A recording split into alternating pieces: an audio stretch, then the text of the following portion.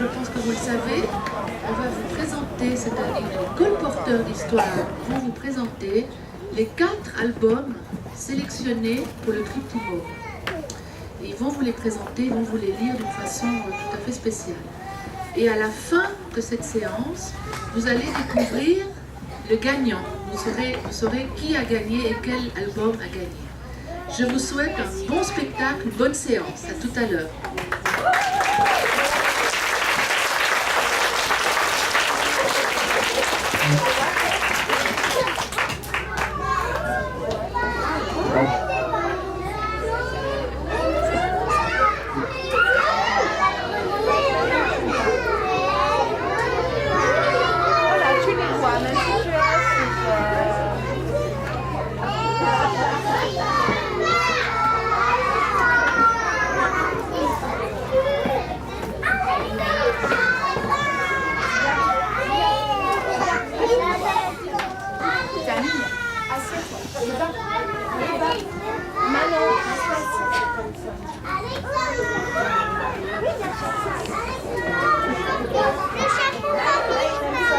Papillon sur un chapeau de Bruno Gibert.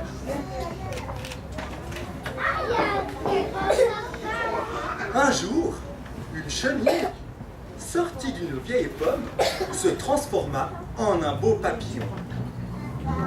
Le papillon se percha au sommet d'une fleur, et d'un coup d'aile, il franchit le mur du jardin et s'envola dans le ciel.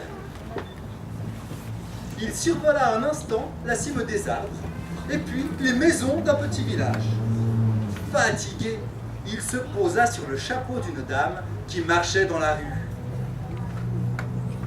Quand un monsieur qui passait par là vit cet incroyable chapeau orné d'un si beau papillon, il l'échangea contre sa montre en or. Ce monsieur déposa le chapeau et le papillon dans une grande boîte en carton, puis se dépêcha de rentrer chez lui.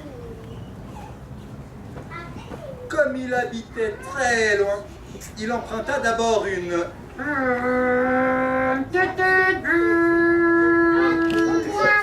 avant de sauter dans un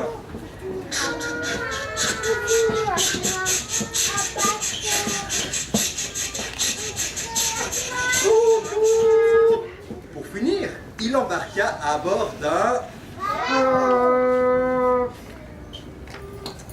Après des semaines de traversée, il arriva enfin chez lui en Amérique.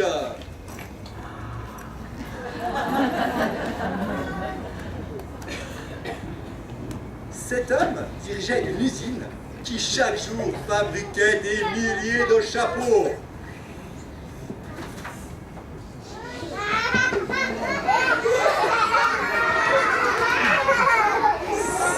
Sitôt arrivé, le directeur rassembla tous ses ouvriers pour leur montrer sa merveilleuse découverte. Mais quand il ouvrit la boîte en carton, le papillon s'envola.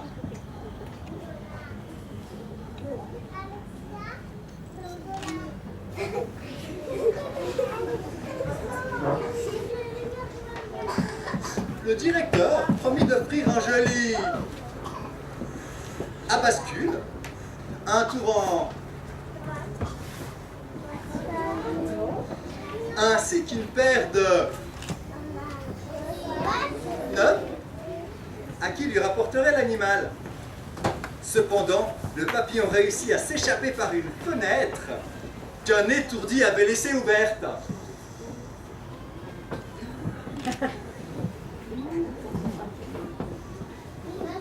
Une brise légère l'emporta jusqu'aux premiers immeubles qui annonçaient la ville. Là, il faillit se faire écraser par une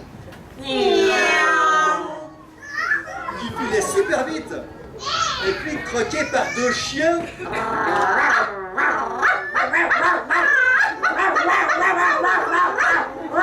enragés.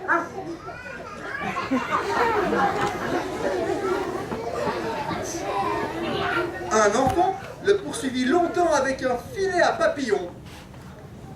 Enfin, il trouva un peu de tranquillité sur le bout du nez d'un original qui dormait au soleil.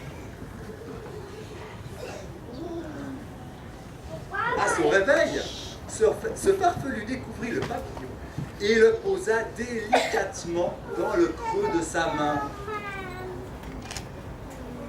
Avec son nouvel ami, il fit une belle promenade dans le vaste parc.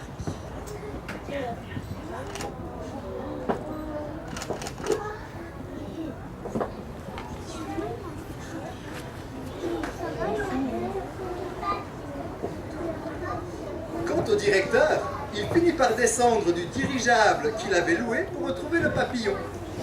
Il regarda tristement la cage vide qu'il avait emportée. Et soudain, il eut une idée. Il s'empara d'une paire de ciseaux et tailla un bout de tissu d'une belle couleur bleue. Et c'est ainsi que...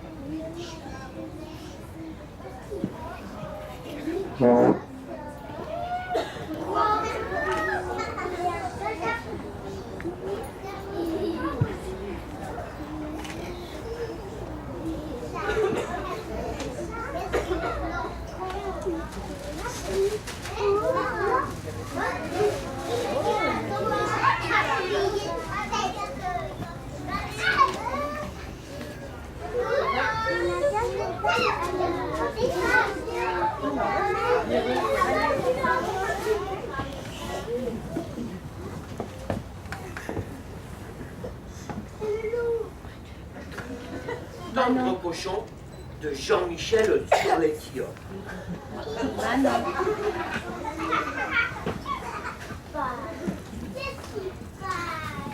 Voici comment obtenir un cochon à la chair tendre. 1.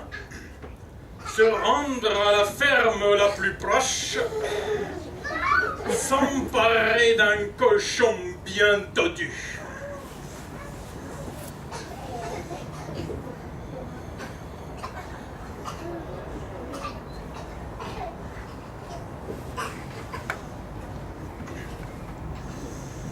2.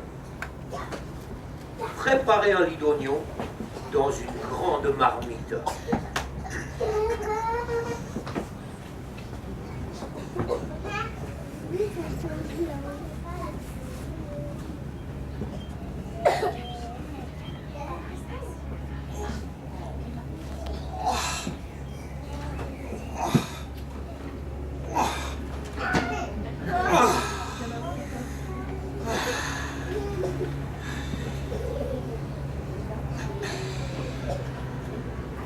3.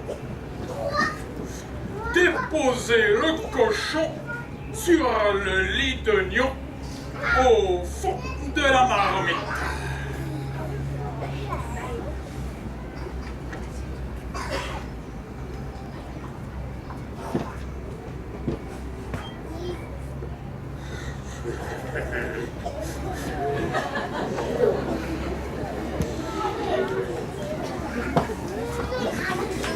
4.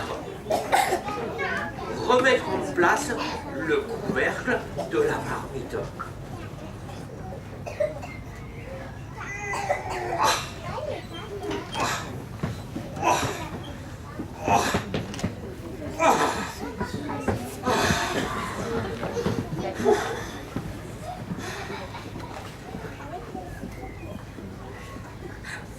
5.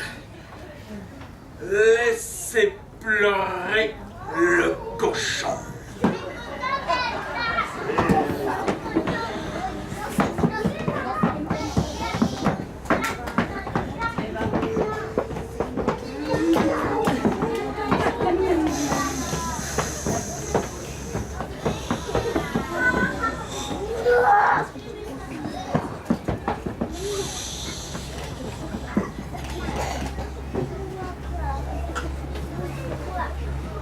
6.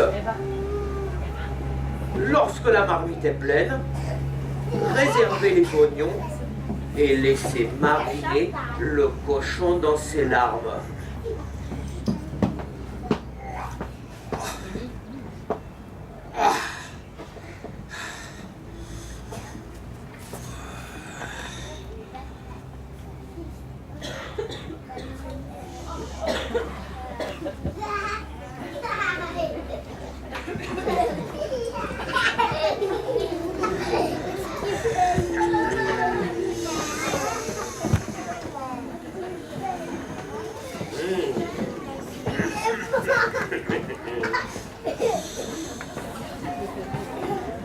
7. Écoutez le cochon.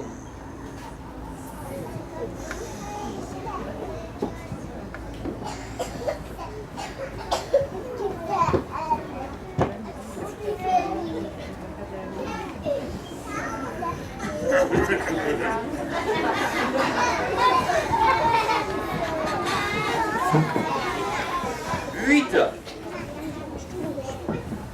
Suspendre le cochon au-dessus de la marmite. Le faire cuire à feu doux à la vapeur de ses larmes.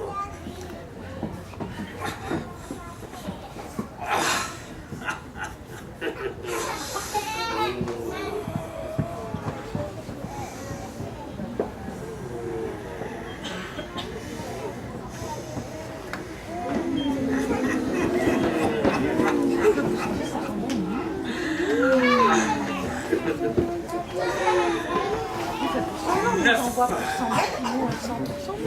Laissez cuire une bonne heure.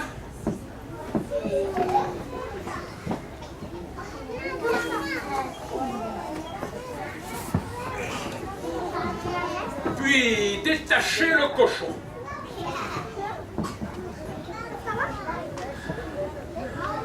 Le cochon est dense.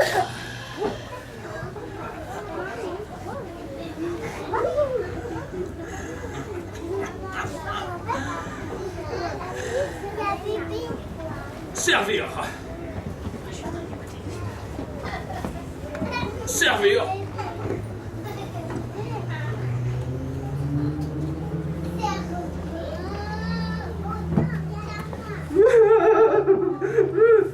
Si vous pleurez et que vous laissez partir le cochon, c'est que,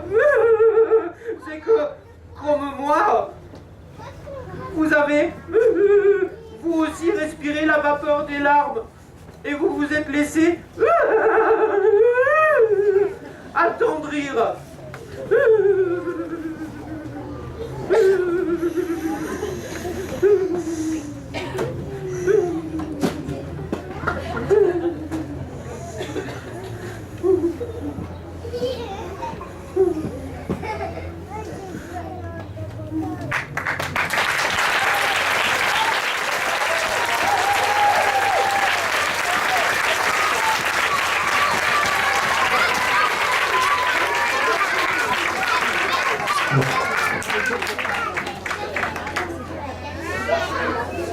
Et si je mangeais ma soupe? Pourquoi elle est sauvée et Mélanie mangira? On écoute.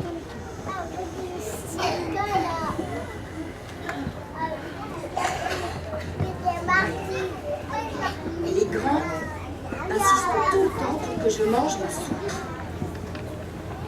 Mais si je mangeais ma soupe, qu'est-ce que ça changerait?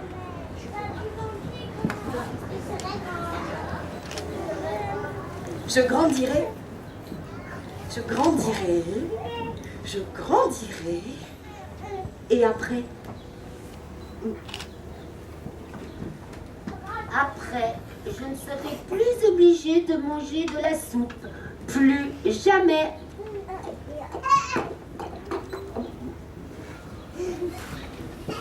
Mais je serais obligée de baisser la tête pour passer les portes.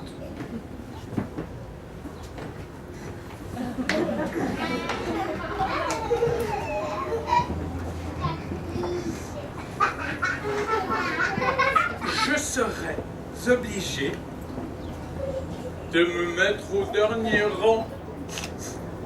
Tout le temps.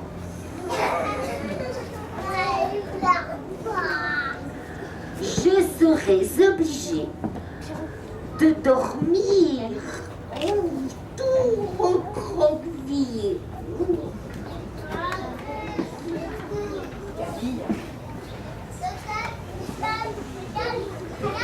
Je serais obligée d'acheter des jumelles pour regarder la télé.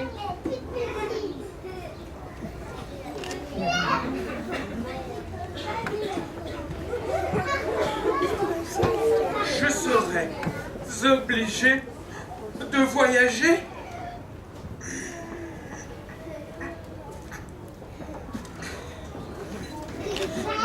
Drôlement installé.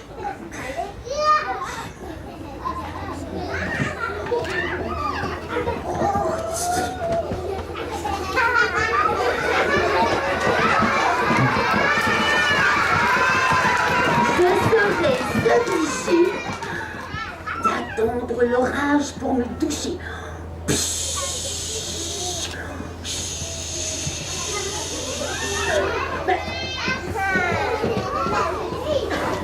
Je serais obligée de faire très attention à là où je mets les pieds.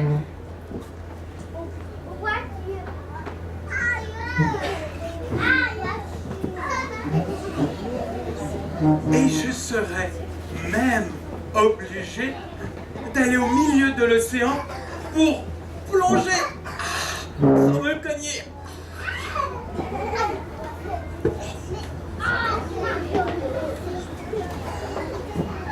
Alors ma soupe, je vais la laisser de côté. Et tant pis pour ce qu'en disent les grands. Parce que, avec tout ça, qui peut avoir envie de grandir autant?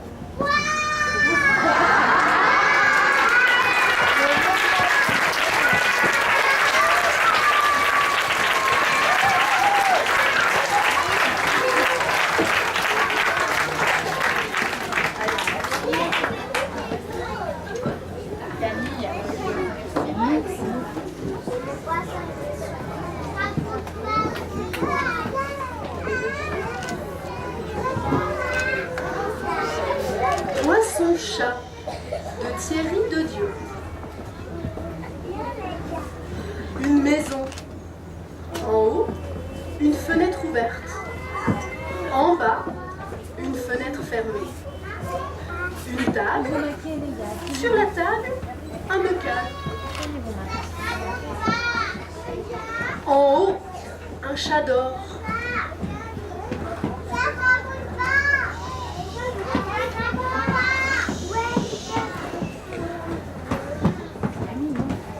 En bas, dans le bocal, un poisson rouge. Le poisson nage. En haut, le chat d'or.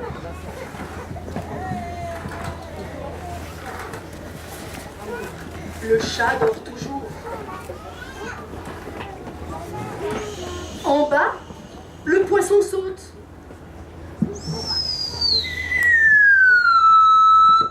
Plouf. En haut, le chat ouvre un œil. En bas, le poisson saute à nouveau. Plouf. Une goutte sort du bocal, tombe. Splash. En haut, le chat ouvre l'autre œil.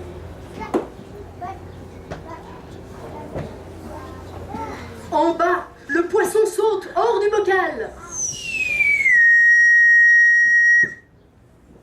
En haut, le chat se lève.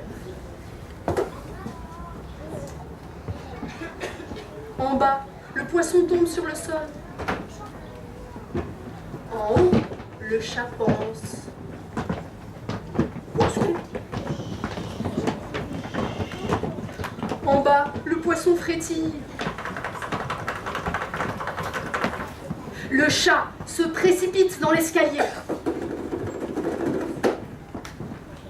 En bas, le poisson frétille toujours. Le chat saute par-dessus la chaise. Le poisson a la bouche ouverte. Le chat, gueule grande ouverte, s'approche du poisson qui finit dans la gueule du chat.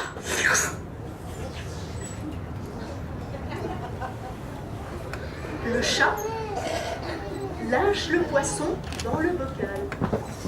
Ouf. En bas, dans le bocal, le poisson rouge. En haut, le chat dort.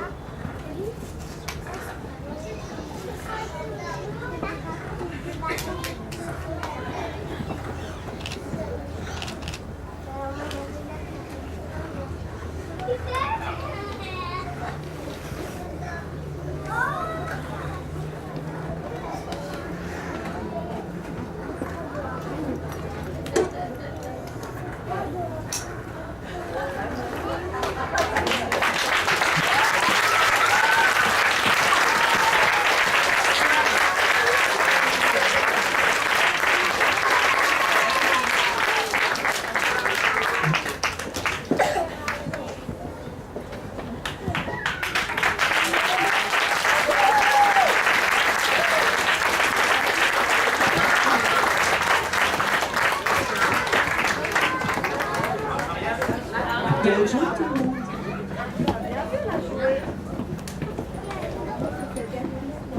Et merci aux colporteurs pour ce magnifique spectacle.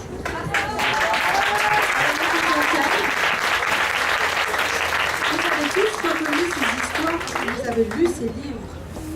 À la crèche, à la garderie, dans les bibliothèques. Plus de 1000 enfants ont voté pour un de ces livres. Aujourd'hui, on va vous dire qui a gagné. Quel est l'album qui a gagné ce livre? C'est toi qui as gagné le livre. C'est toi qui as gagné l'album, je le sais. Alors je vais vous dire aujourd'hui l'album qui a gagné le prix Petit Monde 2014. Le prix Petit Monde 2014 a été décerné à Poisson-Chat par Monsieur Thierry de Dieu, qu'on applaudit très très fort et qu'on accueille sur scène.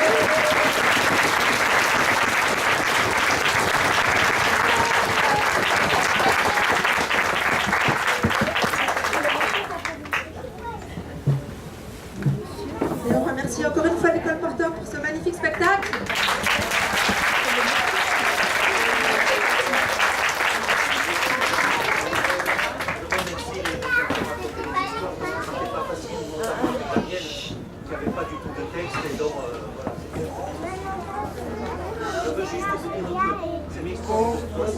C'est presque l'histoire de mon chat, parce que c'est le chat le plus gentil du monde. Un jour, c'était en plein hiver, et ce chat, c'est véridique tout ce que je vais vous dire. Ce chat, il était à la fenêtre, il est venu à ma fenêtre, et il a craqué comme ça. Il faisait très froid dehors. On n'entend pas. On n'entend pas.